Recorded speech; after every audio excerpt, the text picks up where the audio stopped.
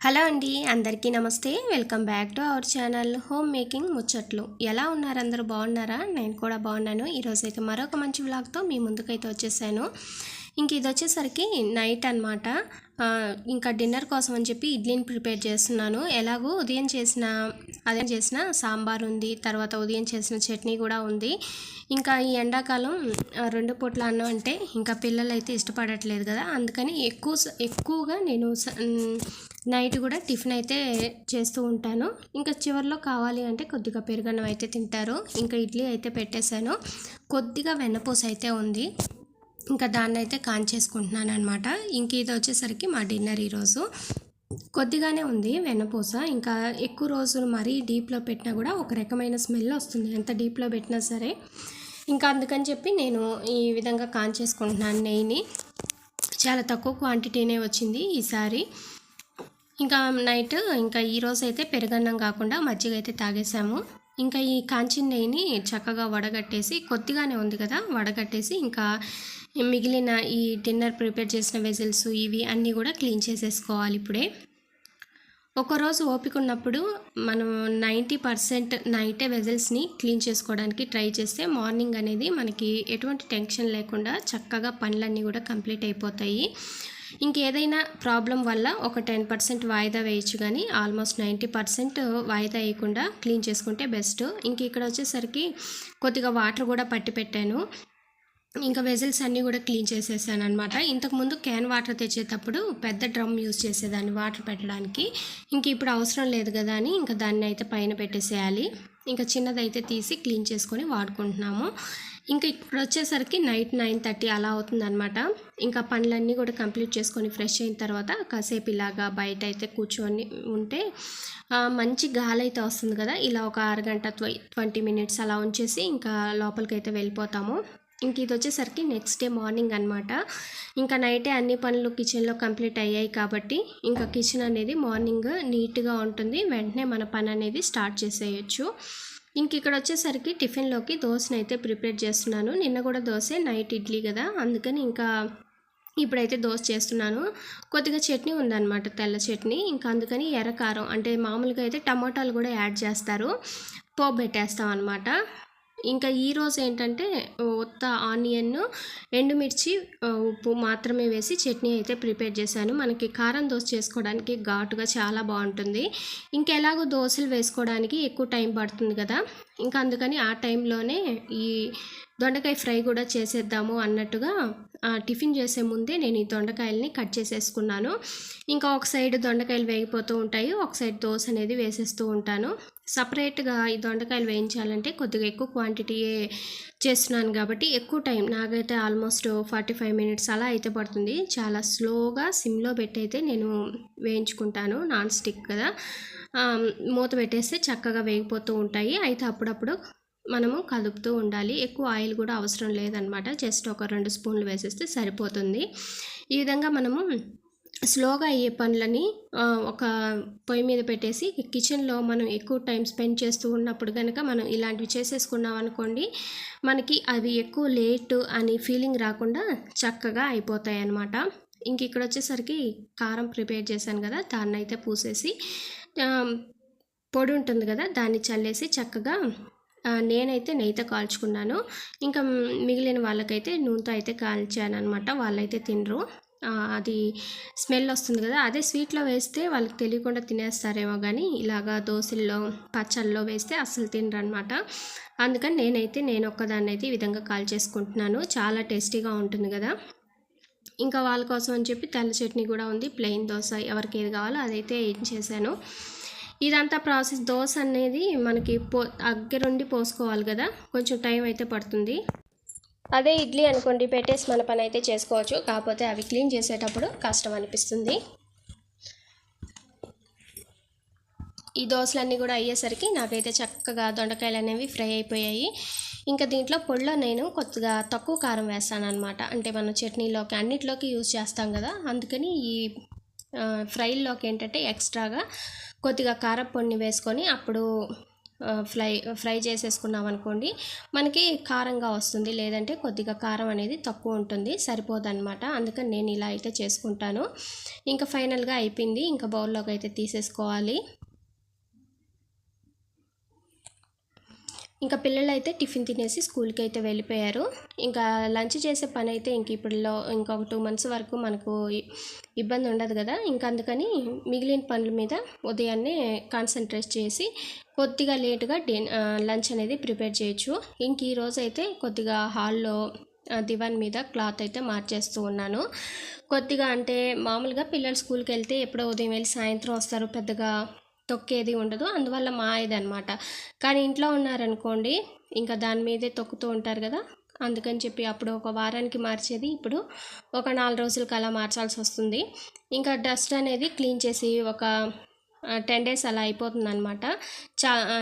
దుమ్ము అనేది తెలియకుండానే ఉంటుంది, మనకు కనిపించకుండానే చాలా చేరేస్తుంది. అందుకని నేను టీవీ యూనిట్ దగ్గర అయినా సరే ఒక క్లాత్ తీసుకొని చక్కగా కబోర్డ్ మొత్తం కూడా తుడిచేసుకుంటూ ఉంటాను.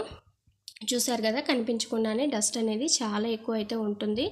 అంటే మొత్తం ర్యాక్స్ అన్ని తీసి క్లీన్ చేయకపోయినా పర్లేదు, కానీ జస్ట్ ఇలా ఖాళీ ప్లేస్లు అయితే ఉంటాయి కదా మధ్యలో అలాగా, అక్కడ డస్ట్ అనేది కొద్దిగా ఎక్కువ చేరుతుంది కదా, అక్కడ క్లీన్ చేసుకున్నా సరిపోతుంది. మనకి ఓవరాల్ లుక్ అనేది డస్ట్ లేకుండా కనిపిస్తుంది. దానికోసం అని చెప్పి ప్రత్యేకంగా బుక్స్ అన్నీ తీసి అక్కడున్న వస్తువులన్నీ తీసి తుడిచాల్సిన అవసరం అయితే ఉండదు.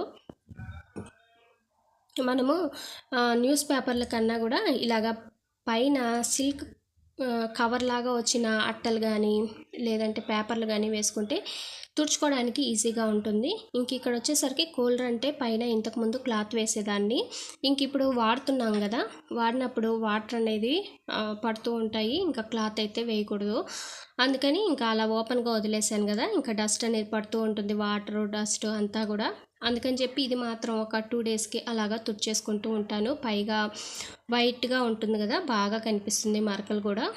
ఇలాగా క్లీన్ చేసుకుంటూ ఉన్నాం అనుకోండి చూడడానికి బాగుంటుంది. ఇంకా దీనికోసం ప్రత్యేకంగా కష్టపడాల్సిన అవసరం లేదు, జస్ట్ ఊరికి అలా తుడిచేస్తే సరిపోతుంది కదా. ఇంక ఇక్కడ వచ్చేసరికి క్లాత్ అయితే చేంజ్ చేయాలి టేబుల్ మీదది కూడా. నిన్నైతే కొద్దిగా టీ అయితే పడిందనమాట. ఇంకా అందుకని ఇంకా ఇప్పుడు నిన్న నైట్ అలాగే ఉంచేసి ఇంకా ఇప్పుడైతే తీసేసాను. ఇంకా టేబుల్కి కూడా అంటుకొని ఉంటుంది కదా ఏదైనా ఒలికినప్పుడు, ఇంకా అలాగే అదే క్లాత్తో వాటర్ అయితే చల్లేసి తుడిచేసాను అనమాట. ఇంకా అందుకని వేరే క్లాత్ అయితే వేసేసాను. ఇవి మనకి డ్రెస్సులకి ఓనీలు అయితే వస్తూ ఉంటాయి కదా, అవన్నమాట. ఇవి ప్రత్యేకంగా దీని మీదకని చెప్పి ఏం కొనలేదు.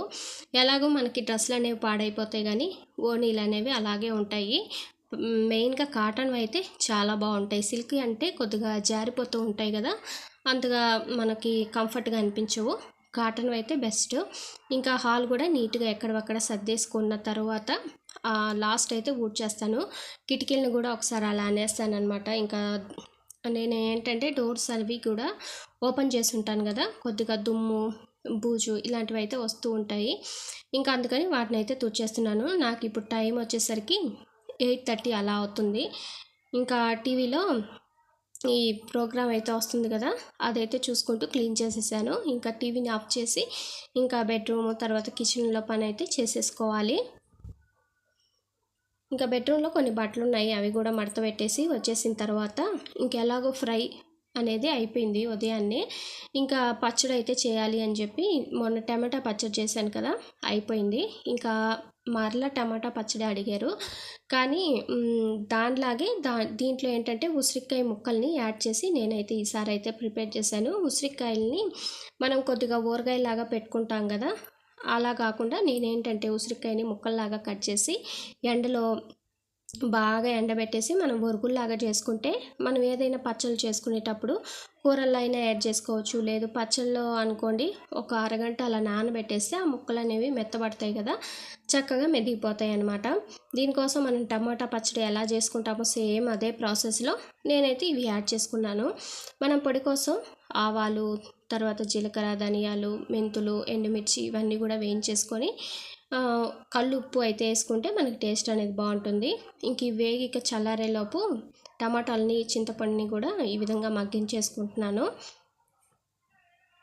మనము చింతపండుని నీళ్ళలో నానబెట్టకుండా ఇలాగ టమాటా గుజ్జులోనే వేసేసుకున్నాం అనుకోండి, మనకి మనకి పచ్చడి అనేది ఒక 4-5 రోజులు నిల్వ ఉంటుంది, లేదంటే పాడైపోతుంది. ఇంకా ఇక్కడ పొడైతే చేసుకొని దీంట్లో ఇవైతే వేసేసుకుంటున్నాను. ఉసిరికాయ ముక్కలు చక్కగా మిక్సీకి పట్టేసుకున్నామంటే మెదిగిపోతాయి. ఇలాంటివి చిన్న చిన్నవి ఏంటంటే మనము ఒకేసారి చేసుకోలేం. అంటే మనకి ఫస్ట్ టైమే సరిగా రాకపోవచ్చు, కానీ 2-3 సార్లు ట్రై చేస్తే పర్ఫెక్ట్గా వస్తాయి. ఇదే పచ్చళ్ళు కనుక మనం బయట కొనాలంటే క్వాలిటీ ఉండవు, ప్లస్ కాస్ట్ కూడా చాలా ఎక్కువగా ఉంటాయి. అదే మనం ఇంట్లో చేసుకున్నాం అనుకోండి క్వాలిటీ ఉంటుంది, హెల్తీగా ఉంటాయి కదా. అందుకని మనం ఇంట్లో చేసుకోవచ్చు. మనకి ఇక్కడ ఖర్చు అయ్యేది ఒక 50 రూపీస్ అనుకోండి, బయట 100-120 అలా అయితే ఉంటుంది. ఇలా మనమే ఇంట్లో ప్రిపేర్ చేసుకుంటే మనీని సేవ్ చేసుకున్నట్టు ఉంటుంది, హెల్త్ని కాపాడుకున్నట్టుగా ఉంటుంది, పైగా టేస్టీగా తిన్నట్టు ఫీలింగ్ కూడా వస్తుంది కదా. ఎంతైనా మన చేత్తో మనం చేసుకుంటే పచ్చడితో తిన్నా కూడా చాలా హ్యాపీగా అనిపిస్తుంది. బయట హోటల్కి వెళ్ళి 10 రకాలు ఆర్డర్ చేసుకొని తిన్నా కూడా ఆ హ్యాపీనెస్ అయితే ఉండదన్నమాట. ఒక్కరోజు అలా అనిపిస్తుంది, కానీ తర్వాత రోజుకి అయ్యో ఇంత మనీ వేస్ట్ అయిపోయిందా అని ఫీలింగ్ ప్రతి ఒక్కరికి కూడా వస్తుంది. కానీ అప్పుడప్పుడు అకేషనల్గా వెళ్ళొచ్చు, పర్లేదు. కానీ మనం ఇంట్లో ఇలా అయితే రెగ్యులర్గా చేసుకుంటే బెస్ట్ అనమాట. ఇంకా పచ్చడి అంతా కూడా పోపు పెట్టేసుకున్నాను. మనకి పచ్చళ్ళకి ఉప్పు, నూనె, చింతపండు ఇవనేవి ఎక్కువ పడతాయి. అది హెల్త్కి కూడా అంత మంచిది కాకపోవచ్చు, కానీ ఎప్పుడైనా ఇలాగా ప్రిపేర్ చేసుకుంటే ఏం కాదు. మరీ ఎక్కువ ఆయిల్ అయితే నేను వేయను.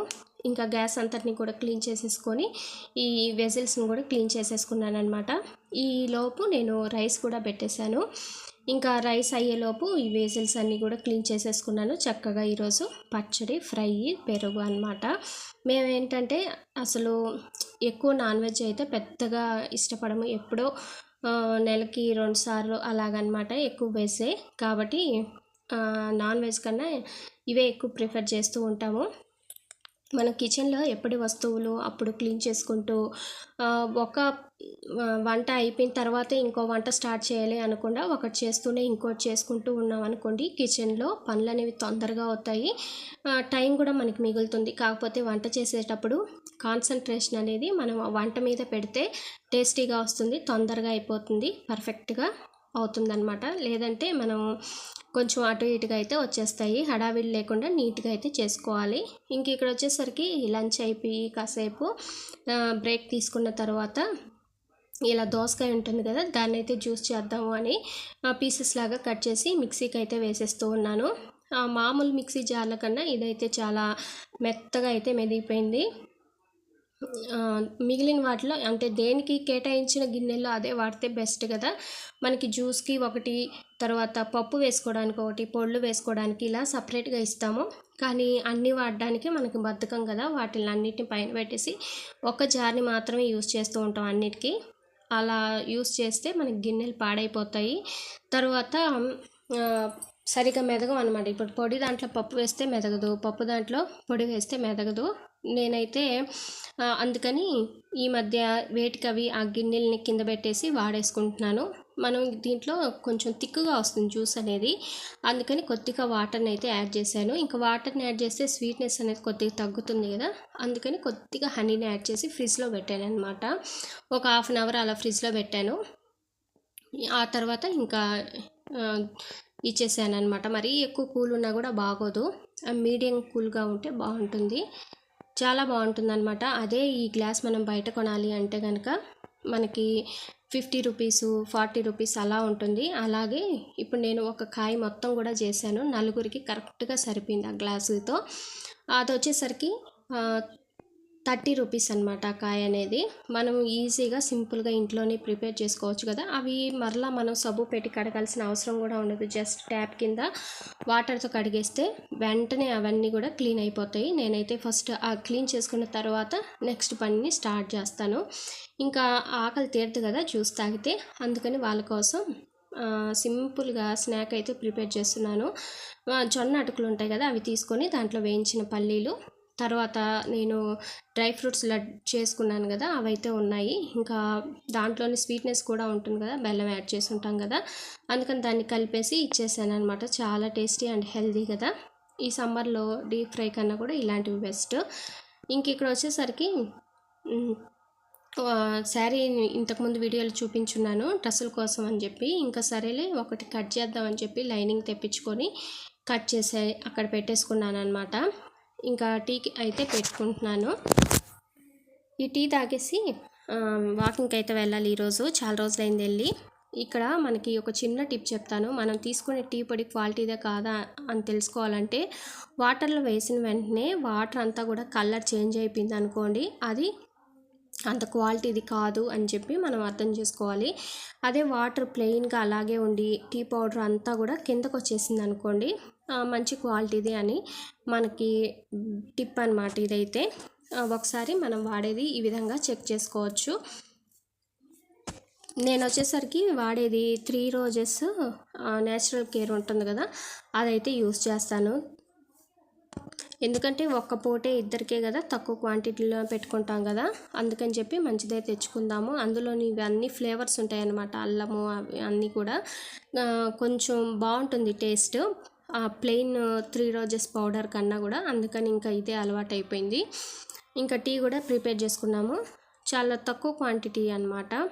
ఇంతకుముందు పెద్దగా గ్లాసులో తాగేదాన్ని, కాకపోతే ఇప్పుడు సమ్మర్ కదా, అందుకని కప్పులు అయితే కొద్దిగానే పడతాయి, తాగిన ఫీలింగ్ కూడా వస్తుంది కదా. కొంతమందికి ఏంటంటే హ్యాబిట్ మార్చుకోలేరు. అలాంటప్పుడు ఎక్కువ క్వాంటిటీ కాకుండా తక్కువ తీసుకుంటే తాగినట్టు ఉంటుంది, మనకి బాగుంటుంది అనమాట. ఇంక ఇప్పుడైతే బయట చల్లగా ఉంది, కాసేపు కూర్చొని వాకింగ్కి అయితే వెళ్ళేసి రావాలి. పిల్లలు అయితే చక్కగా బయట అయితే ఆడుకుంటున్నారు. ఇంకా వీటిని అయితే అలాగే పెట్టేసి వెళ్ళిపోయాను, ఎందుకంటే మరలా చీకటి పడుతుంది కదా అని చెప్పి వెళ్ళాను అనమాట. మాకేంటంటే మేమున్న ప్లేస్ అంతా కూడా పొలాలు, అవన్నీ కూడా ఆ పొలాలన్నీ కూడా ఇప్పుడు ఇల్లులాగా అయిపోయాయి, ఇల్లులు కట్టేస్తూ ఉన్నారు. మేము వచ్చి ఇక్కడికి ఒక 3 years అవుతుంది. 3 yearsలో వచ్చినప్పటికీ ఇప్పటికీ ఒక 60% చేంజ్ అయిపోయింది అనమాట. అప్పుడు అంతా కూడా పొలాలు ఉండేవి, ఆ ప్లేస్లో ఇప్పుడు అంతా కూడా ఇల్లులు అయితే వచ్చేసాయి. కళ్ళ ముందే పొలాలన్నీ పోయి ఇల్లు అయిపోతూ ఉన్నాయన్నమాట. ఇంకా 2 ఏళ్ళు ఉన్నామంటే కనుక అసలు పొలాలు అనేవి ఇక్కడైతే కనిపించవు, ఇల్లే అయిపోతాయి అన్నీ కూడా. ఇంకా కంప్లీట్ చేసుకొని ఇంటికి వచ్చి ఇంకా మిగిలిన పనులు అయితే చేసుకోవాలి కదా. అదండి ఇవాల్టి వీడియో అయితే. వీడియో నచ్చితే లైక్ చేయండి. మన ఛానల్లో ఇలాంటి vlogs, daily vlogs, cleaning vlogs, organising vlogs అన్నీ కూడా షేర్ చేస్తూ ఉంటాను. ఇలాంటి వీడియోస్ ఇంట్రెస్ట్ ఉన్న వాళ్ళు మన ఛానల్ని ఒకసారి విజిట్ చేసి వీడియోస్ నచ్చితే ఛానల్ని సబ్స్క్రైబ్ చేసుకోండి. ఇంకో మంచి వీడియోతో మళ్ళీ కలుద్దాం. అంతవరకు బాయ్, టేక్ కేర్.